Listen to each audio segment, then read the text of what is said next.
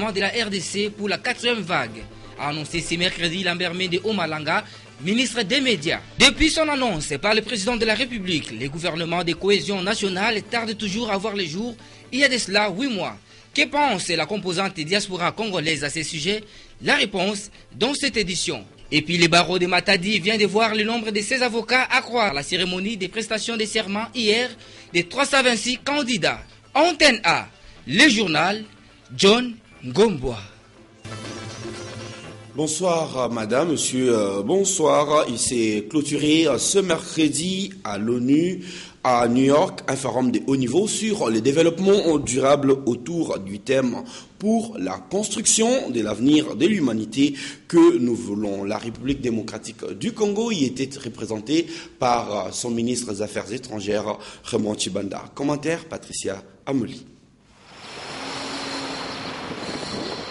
Le ministre des Affaires étrangères Raymond Tshibanda a pris part à la réunion ministérielle de 3 jours du Forum politique de haut niveau sur le développement durable organisé par le Conseil économique et social des Nations Unies sous les thèmes pour la construction de l'avenir de l'humanité que nous voulons. Au cours de ces assises, le ministre des Affaires étrangères a fait entendre la voix de la République démocratique du Congo sur les défis à relever sur le plan économique, social et environnemental dans le contexte actuel marqué par la mondialisation, le changement climatique et le développement croissant des inégalités à l'intérieur des États autant qu'entre pays développés et pays en développement. À la séance d'ouverture, 4 allocutions ont été prononcées, notamment par M. Martin Sadjik, président du Conseil économique et social, M. Ban Ki-moon, secrétaire général des Nations Unies, et M. John H., président de la 68e session de l'Assemblée générale, ainsi que Mme Esther Akbarakwe, cofondatrice du changement climatique coalition du Nigeria. Au cours de la même séance a été aussi lancé le rapport 2014 sur les objectifs du millénaire pour le développement OMD. Le débat général était axé sur les politiques macroéconomiques compatibles avec la vision de développement durable pour l'après 2015 ou comment faire face aux défis existants et émergents pour réaliser les objectifs du millénaire pour le développement en 2015 et préserver les acquis du développement durable pour l'avenir. Pendant que l'ONU à New York examinait les questions de développement durable, la MONUSCO à Kinshasa a abordé des questions sécuritaires au cours de son point de presse hebdomadaire. C'est un reportage de Patricia Amouli et Pepito Matondo. En marge de la célébration de la Journée internationale des armes légères et petits calibres ce 9 juillet, le porte-parole de la MONUSCO, Charles Bambara, a lancé un appel aux 43 groupes armés qui sévissent dans l'est de la RDC à déposer les armes. Vraiment, c'est un appel pour l'ensemble des groupes armés à travers l'Afrique, à travers le monde, à déposer les armes. Ces armes légères sont très destructives. Il y a une dynamique de paix qui est engagée dans ce pays. Nous voulons qu'ils s'inscrivent dans cette dynamique. S'agissant de rapatriement des FDLR et de la question des DD3R des éléments du M23, le général Santos Cruz, commandant en force de la MONUSCO, a donné quelques précisions. Cette histoire de réorganisation du M23 est une question politique qui aujourd'hui est en train d'être discutée et en train d'être mise en œuvre entre les différents États. Mais il faut comprendre une seule chose, c'est que beaucoup de mesures ont été prises dans le cadre de l'accompagnement effectivement des éléments du M23 entre les États. Au volet des développements, ici est de noter que la 2e revue annuelle du DSRP et PAG a été mise à jour ce 9 juillet à Kinshasa. Celle-ci va dégager les orientations dans 9 secteurs de la vie sociale pour sortir les 63% de Congolais qui vivent sous le seuil de la pauvreté. Communautaire dans l'espace. Parallèlement à ce point de presse hebdomadaire, notre équipe de reportage a voulu en savoir plus sur les cas des pédophilies dont serait l'auteur un agent de la MONUSCO en poste au Bandundu. Selon les porte-parole de la mission onusienne, Charles Bambara, des investigations sont en cours par la section conduite et discipline de la MONUSCO. Suivez. Et je crois savoir que des investigations sont déjà ouvertes par ce bureau conduite et discipline de la MONUSCO. Si ce n'est pas le cas, elles devraient l'être dans les jours qui viennent. Et nous allons établir les faits. De façon générale, l'équipe de la section de conduite et discipline nous a fait savoir que les abus attribués au casque bleu ces dernières années, de façon générale, avaient baissé sensiblement et qu'au début de cette année, il y avait eu une légère remontée. Il y a une tolérance zéro contre les abus faits par les agents de la MONUSCO et les agents des Nations Unies contre les populations civiles. Et cela est réprimé de façon avec la dernière énergie, si nous pouvons dire. Et donc, ce dossier, comme les précédents, vont être suivis. MONUSCO reste très ouverte dans ce genre de situation. Des investigations sont en cours ou vont être ouvertes imminemment parce que l'information est assez récente.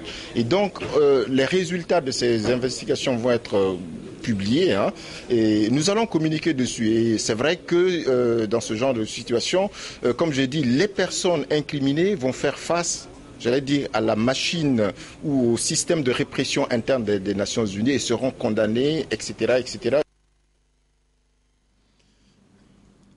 Un autre système de répression, c'est celui de la justice congolaise qui va examiner les cas de 3 témoins à charge dans l'affaire le procureur de la CPI contre Germain Katanga. Vous le savez, ces 3 témoins sont allés en justice. En fait, ils sont allés en charge contre la République démocratique du Congo et son président, alors que, selon Lambert Mende, qui s'est adressé aujourd'hui à la presse, Joseph Kabila n'était nullement concerné dans cette affaire. Le porte-parole du gouvernement a aussi publié une nouvelle liste des personnes amnistiées par le gouvernement de la République démocratique du Congo. Reportage de Alain Kuka et Blaise Lunda.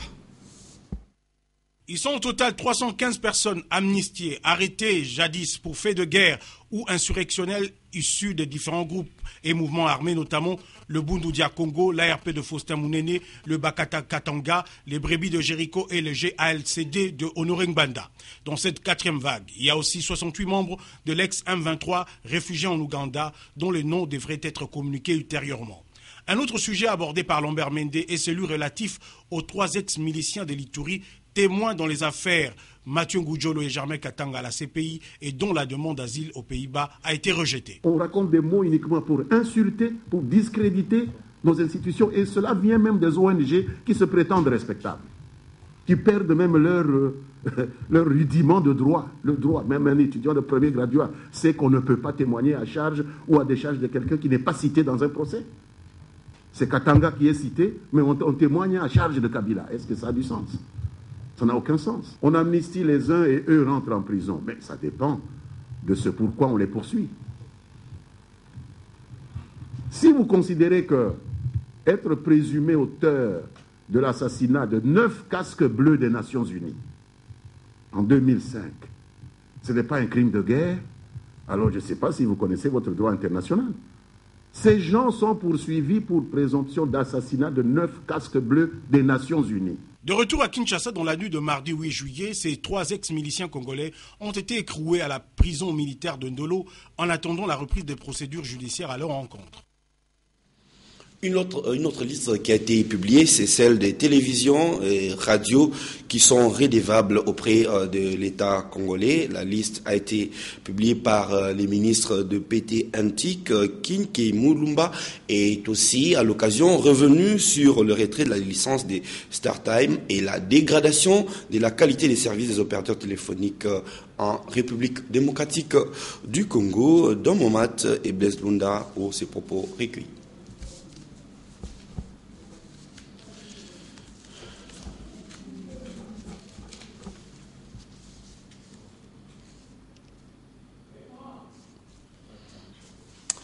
Eh bien, je pense que la régie n'est peut-être pas encore tout à fait prête.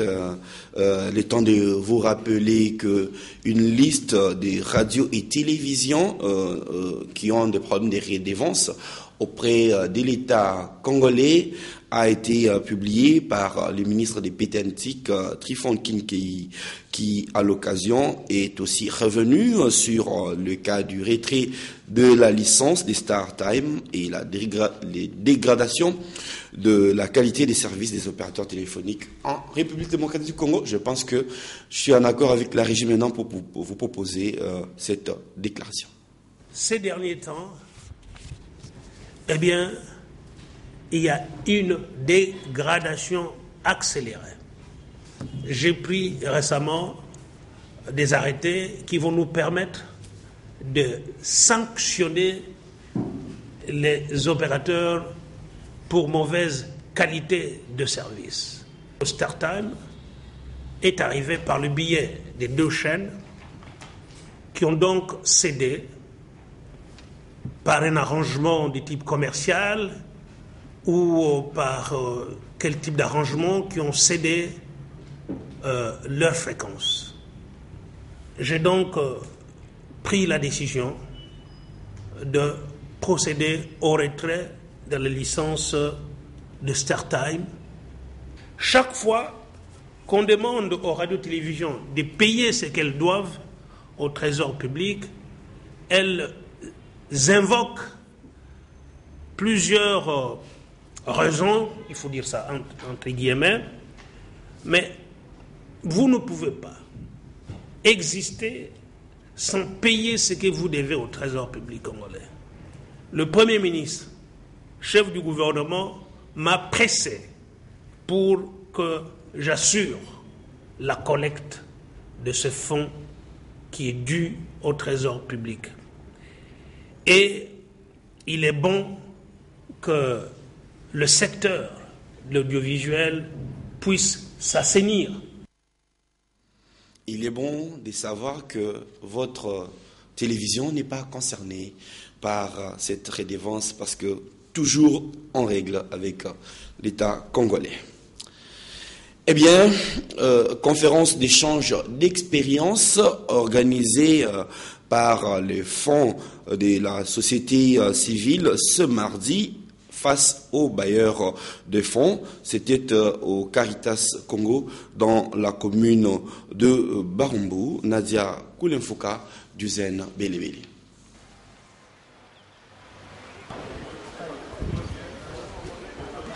C'est le directeur pays des Christian Aid, Bila Issia, qui a donné les coups d'envoi de travaux.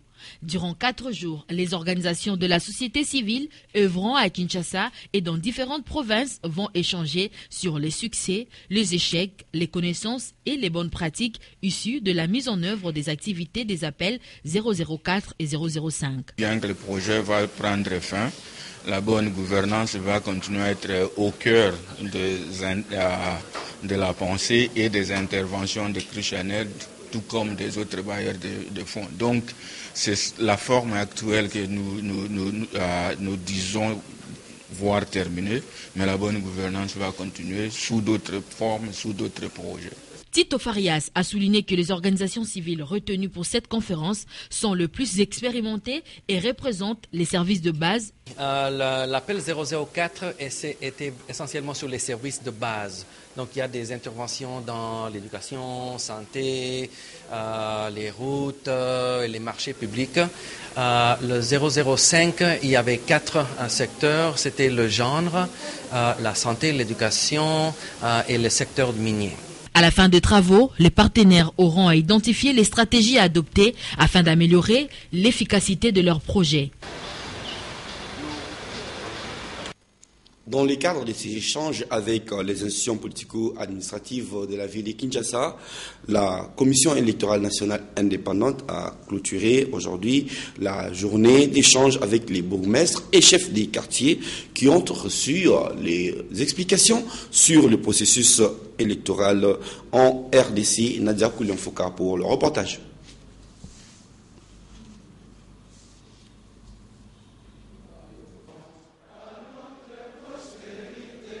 3 jours de rencontres et de concertations interinstitutionnelles dans la ville de Kinshasa, c'est une approche adoptée par la CENI en vue de dissiper tout malentendu au sujet du processus électoral. Pour ce 9 juillet, cette commission en charge des élections a échangé avec les bourgmestres des communes et les chefs coutumiers de la ville de Kinshasa autour de la question du processus électoral. Le président de la dite commission, l'abbé Apollinaire Malou, a sollicité les efforts et sacrifices de tout un chacun pour la réussite du processus électoral. Il va demander de chacune et de chacun des ressourcements, de l'endurance, de la persévérance, mais aussi de la générosité et du dévouement. pour l'intérêt général de la nation. L'un des chefs coutumiers rencontrés dans le hall du Palais du Peuple pense que l'information reçue ces jours sera bien relayée à la base. C'est d'aller maintenant transmettre ce que j'ai écouté à la population, à la base, afin que tout le monde puisse comprendre que les élections vont se dérouler d'une façon normale. Que ce qu'ils ont pensé les années passées, les élections qui se sont déroulées, et puis ceux qui ont parlé de fraude, je crois qu'en ce moment, je crois que ça sera différemment au passé. C'est sur une note positive que s'est clôturé les travaux initiés par la CENI. Cela n'a rien à voir avec un contentieux électoral. Il s'agit plutôt d'un problème d'individus, quand bien même il s'agit de l'UDPS. L'ancien secrétaire général de l'UDPS, Jacquemain Chabani, est allé en justice contre l'actuel secrétaire général de ce parti politique, Bruno Mavungu.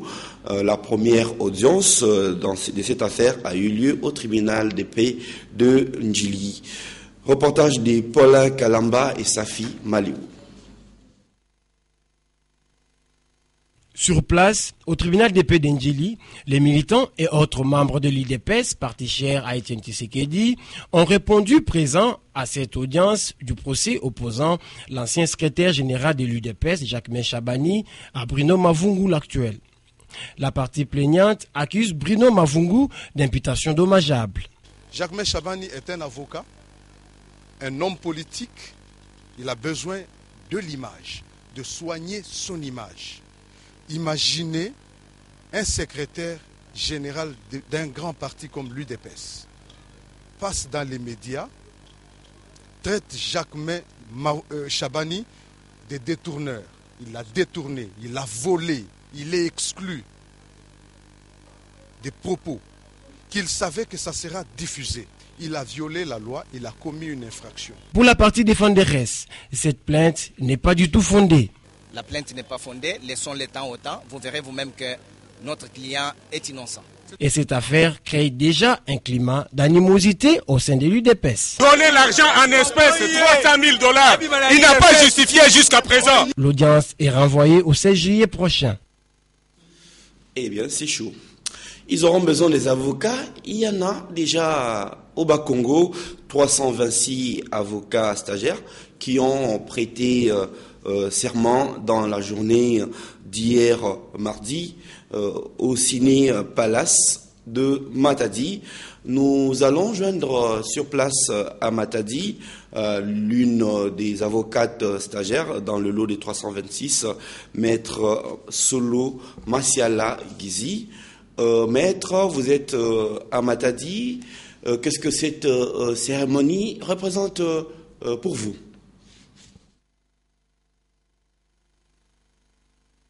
Parce que tout avocat doit toujours commencer par cette prestation. Alors, quand tu ne passes pas à cette prestation, tu ne passes avocat. On commence d'abord par le stage, et puis le stage est effectué pendant 2 ans, et après 6 mois de ce stage, et puis on aura le cours de déontologie des avocats. On comprend très bien. Alors, devrez-vous exercer au barreau des Matadi ou bien vous irez ailleurs? Quel est le lieu où s'est déroulée cette cérémonie et qui l'a présidée? Oui, deuxième prestation qui nous permet maintenant de ne plus être stagiaire avocat, de devenir avocat. La profession est libérale, je pourrais exercer partout dans l'étendue de la RDC. On était à 326 candidats. La cérémonie s'est passée à la Ciné Palace. Ça s'est déroulé à 11h45. Il y avait le procureur général, le président de la cour et 2 juges de la chambre et une greffière. Très bien passé, on était très contents, surtout moi, j'étais très contente parce que depuis que j'étais enfant, je disais que je dois être avocate et aujourd'hui, je suis parmi le stagiaire des avocats, donc je suis très... Eh bien, toutes nos félicitations, Maître Solo Masiala Gizi. Retour à Kinshasa, vous le savez, depuis plusieurs semaines, Kinshasa et Brazzaville ont déclaré solennellement que la traversée au niveau du beach Ngobila s'effectuerait désormais avec de laissez-passer. Mais depuis lors, rien ne s'est fait, quand bien même le ministre de l'Intérieur congolais l'avait affirmé. Et aujourd'hui, les ministres de la communication du Congo-Brazzaville, bienvenue au Kémi, l'a aussi confirmé sur Radio France Internationale. Explication avec Lucie Mahamba. La reprise de la traversée avec un laissez-passer a été une des résolutions de la commission mixte Brazzaville-Kinshasa constituée après les expulsions massives de RD Congolais de la République du Congo. Le ministre de la Communication du Congo-Brazzaville, bienvenu au Kémi, l'a confirmé au micro de la Radio France Internationale. Il n'y a pas de problème entre les deux Congos. Les voyageurs résidant dans les zones frontalières peuvent aller et venir avec un simple laissez-passer. Ceux qui sont au-delà de ce rayon de 50 km sont obligés d'avoir un visa. Cet accord devra être ratifié par les deux parlements. Je pense que les choses iront. 3 semaines après la mise au point des autorités de pays, au capital le plus rapproché du monde, rien n'a changé sur le terrain. Aucune traversée ne s'est faite avec un laissez-passer. Nous allons partir à Goma où il s'est clôturé ce jour les sommets de jeunes, le forum des jeunes de la région des Grands Lacs. À l'occasion de la clôture, un arbre a été présenté et un cahier des charges a été élaboré qui sera soumis au chef d'État de la CIRGL. Plus de détails avec notre correspondant à Goma, Christian Iringue, et joint au téléphone par Don Mamad.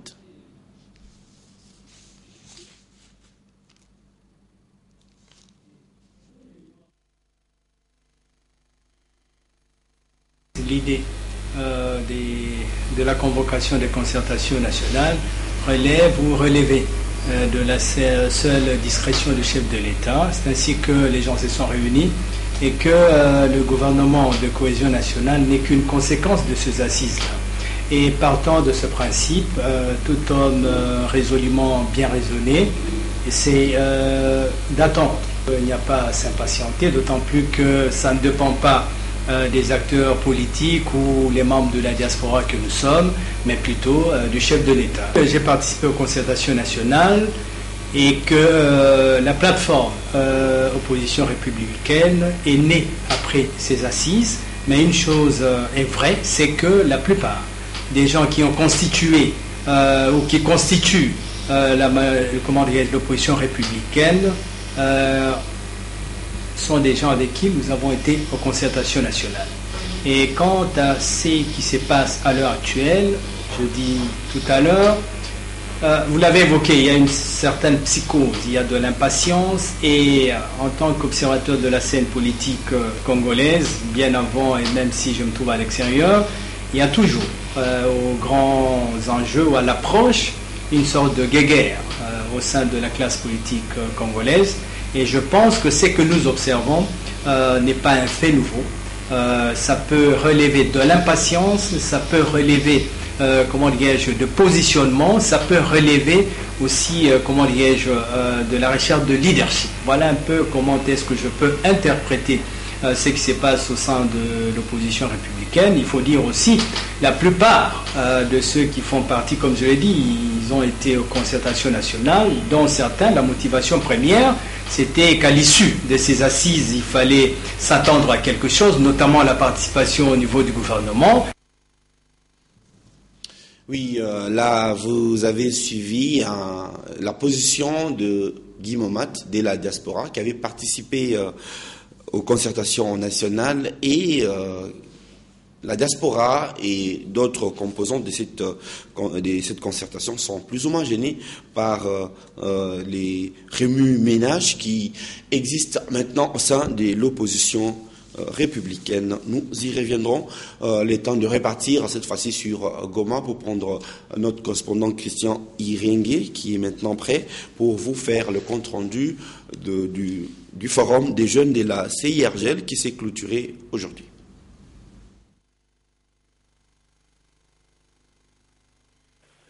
Ils étaient une centaine de jeunes venus des pays de la CIRGL, notamment le Rwanda, le Burundi, l'Ouganda, la Tanzanie, le Kenya, l'Angola, la Zambie et la RDC qui, pendant 3 jours, ont réfléchi sur la paix et le développement dans la région des Grands Lacs. Donc ce matin, ces jeunes ont planté une arbre de paix au centre-ville de Goma et plusieurs autres arbres dans le quartier Mugunga, un site qui héberge plusieurs déplacés de guerre. Accompagné du gouverneur Julien Paluku et du secrétaire exécutif de la CIRG, le professeur Alphonse Toumba-Loaba, ces jeunes expliquent qu'ils laissent ces arbres à Goma comme symbole de la paix. Dans la soirée, le forum a été clôturé par le gouverneur du Nord Kivu, Julien Paluku, qui a félicité ces jeunes pour le travail abattu et les a exhortés à réfléchir et à devenir des îlots de paix dans leurs pays respectifs. Dans leur cahier de charges, produit à l'issue de ces 3 jours, ces jeunes ont émis le vœu de leur permettre de participer aux élections à tous les niveaux, l'allègement de leurs frais d'études, la création de l'emploi et la promotion de la culture démocratique dans la région. Ce cahier de charges sera remis aux chefs d'État du pays de la CIRGL qui seront en sommet prochainement à Nairobi au Kenya. Goma, Christian Irenier, Antenne A.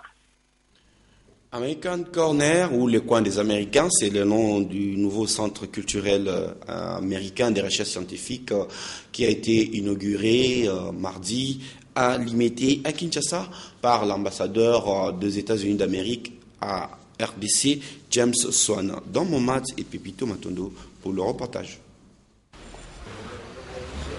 3 temps forts ont marqué la cérémonie d'inauguration du Centre culturel des recherches américain, American Corner, à la bibliothèque urbaine de Kinshasa, c'est mardi 8 juillet 2014. Tout d'abord, les discours pour souligner l'importance de cet espace.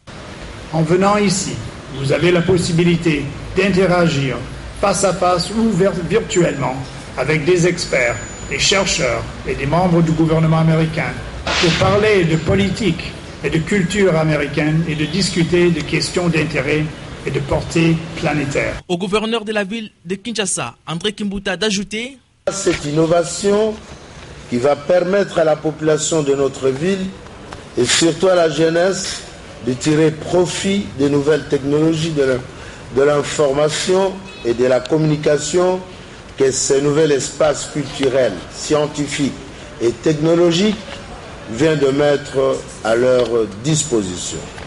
S'en est suivi le dévoilement de la plaque American Corner, puis la visite de ces installations. Espérons que les jeunes Kinois, pour qui particulièrement cet espace a été aménagé, trouveront le bon plaisir et loisir de les fréquenter régulièrement. Dans Momad va vous proposer la lecture des journaux parus à Kinshasa ce mercredi.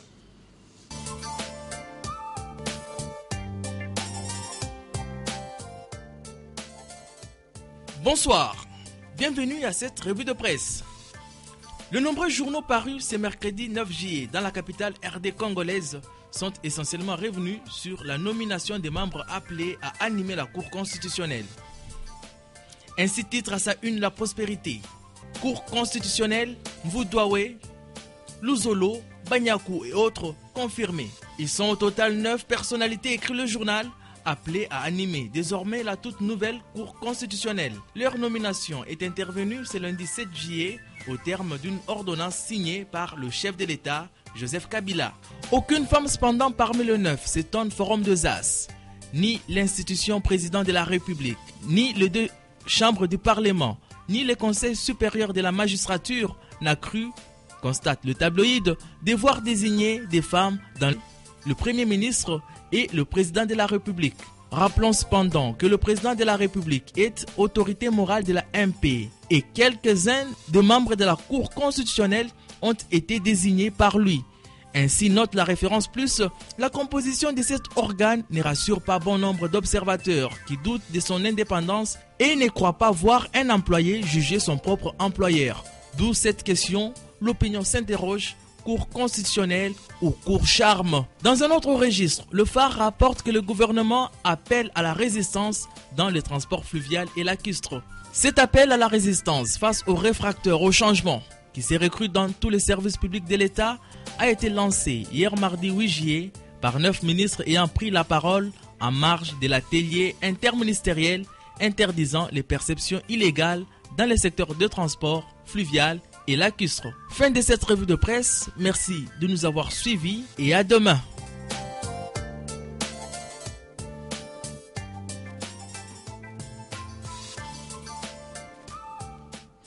Et puis, cette nouvelle, avant de clôturer ce journal, nous venons de l'apprendre. Janine Mabunda, députée de l'Équateur, a été nommée par le président Kabila comme sa représentante personnelle pour la lutte contre les violences sexuelles et l'enrôlement des enfants dans les groupes armés. Voilà qui clôt cette édition d'information. Bonne suite des programmes sur Antenne A, la chaîne des références. Et nous saluons ce soir tous nos téléspectateurs qui nous suivent à Matadi, au Bas-Congo. Bonsoir.